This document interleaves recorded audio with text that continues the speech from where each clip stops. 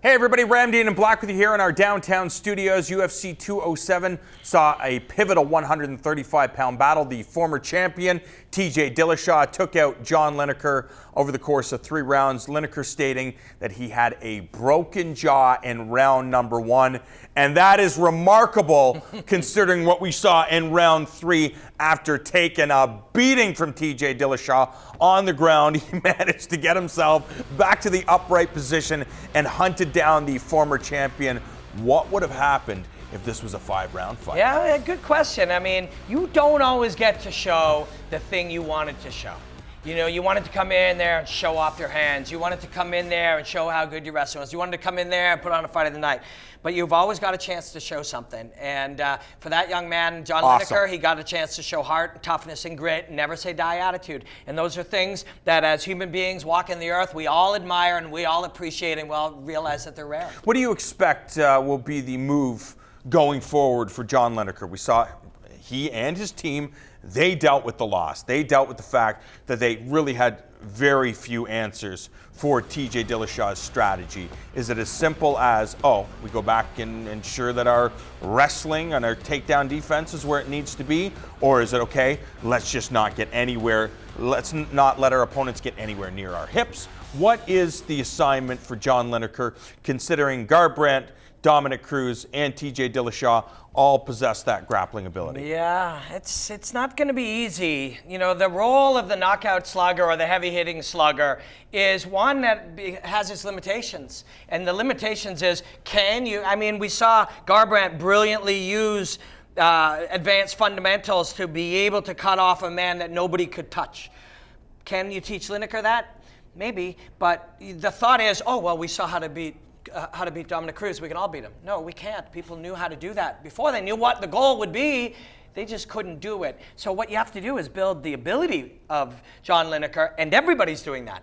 Everybody's getting better. Everybody is going in and purposefully looking for improvements in the way that they move and the way they move their body and how they fight and everything. So they're all doing it. All you can do is go back into the pack, search for ways to improve, and take away what you can take away from it, and deal with it, and go back and win some fights and work your way up, all the while improving things. But there's another line off here that the odd audience member sent me, a message or a tweet or whatever about it, and they're like, well, maybe that explains, it shows that Lineker wasn't at his best. You don't cut the slack or try to undermine the win of somebody because they broke your jaw. You know what I mean? It's like, yeah, but he had a broken jaw. Yeah, he didn't break his jaw. TJ broke his jaw. That was TJ's doing that made that happen. So people often look at it and go, maybe it'd be different if he didn't break his jaw. Yeah, but he broke his jaw. He kicked or punched him in the head and broke his jaw. And sometimes, and I don't think Lineker will do this, I think Lineker will look for constant growth, but sometimes people go, if I didn't break my jaw, next time it'll be different. It changed everything, next time it'll be different. Often we have to find some distant example to show that.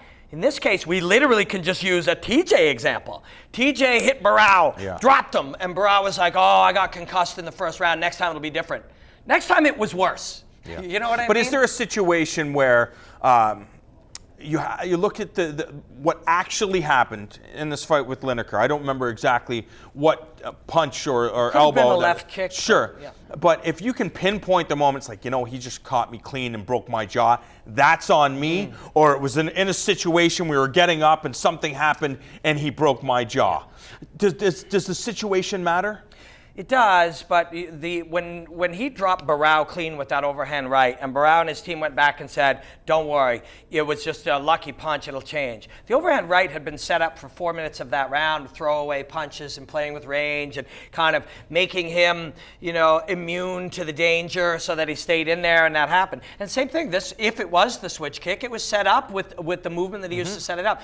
If you got caught in some random thing that otherwise everything was going great and from that moment it changed, you could try to say that's causation, but could just be correlation. He's better than me. He was going to break my jaw or hurt me or take me down. You can never go back and say, next time it'll be different. If he didn't perfectly land a kick to break my jaw, I'd have had a better fight. Or if he didn't concuss me with an overhand right in round 1, I'd have had a better fight. He did do those things. And the way the fight went, you could have been done there just as well. There are fights where Cody Garbrandt knocks out Almeida. Now you could argue, well, if I didn't get knocked out there, I'd have had a better fight. You did. And you got your jaw broken and you got concussed. These are things that your opponent did to you. So you can't undermine the success of the opponent because he broke your jaw. What I find interesting is you look at TJ Dillashaw's performance against Lineker at UFC 207. There's a lot of people out there, myself included, masterful performance. Very few flaws when you look at everything he was able to achieve. Breaking Lineker's jaw in the first round, some slick stand-up skills, beautiful transitions into the ground game, a brutal ground attack, winning virtually every second of that fight. So if you're the coaches of TJ Dillashaw, how are you breaking that down to say, okay, this is what we need to learn, this is what we didn't, this is what didn't work for us, let's move forward, when he won almost every second? My opinion is that guy is even way more brilliant than that, and we saw him at a B level of comfort. And at the B level, he was mega dominant. If that's true, then think of how terrifying that is. And regardless of how true that is, if you take the perspective that actually that wasn't me at my best, I know I can do better, that's the starting off point. The starting off point is never come out of there and go, well, I was perfect. I'm the greatest. You come out of there and go, what could we have done better? And your friends will go, they're popping bottles and stuff. TJ, you murdered that guy.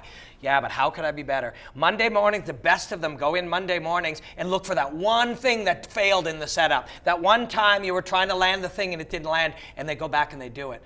George St. Pierre, when he fought Dan Hardy, and Dan got out of two submissions at Kimura. Were they both Kimuras? I believe they may have been. Yeah. They went back immediately upon winning that fight 50-45 against a very dangerous guy. They went in the back room and they reviewed how they should have done that right. The best will take what seems like a virtuoso performance to the rest of us and go back and scrutinize it and look for where you could have been better. But now with Cody Garbrandt, the new 135-pound champion, there's a whole bunch of storylines that can be created for 2017.